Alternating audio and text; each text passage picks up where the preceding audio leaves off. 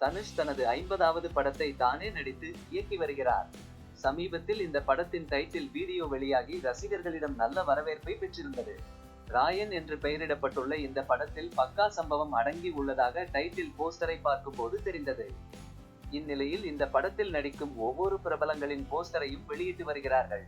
அந்த வகையில் ராயன் படத்தின் தயாரிப்பு நிறுவனமான சன் பிக்சர்ஸ் தனது சமூக வலைதளத்தில் இன்று தரமான சம்பவத்துடன் ஒரு போஸ்டரை வெளியிட்டு ஆச்சரியம் அளித்துள்ளது.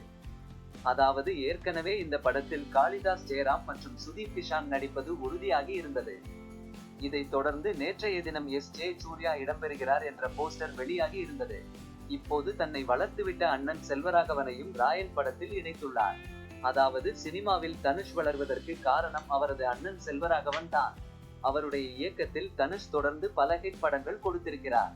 இப்போது தனுஷ் இயக்கும் படத்தில் முதல் முறையாக செல்வராகவன் நடிக்க இருப்பது பலரையும் வியப்பில் ஆழ்த்தியுள்ளது. ஒரு இயக்குனராக தனுஷிடமிருந்து திறமையான நடிப்பை செல்வராகவன் வாங்கியுள்ளார். இப்போது தனுஷ் இயக்குனராக செல்வராகவன் இடமிருந்து சிறந்த நடிப்பை வாங்குகிறாரா என்பது ராயன் படம் வெளியானால் தான் தெரியும்.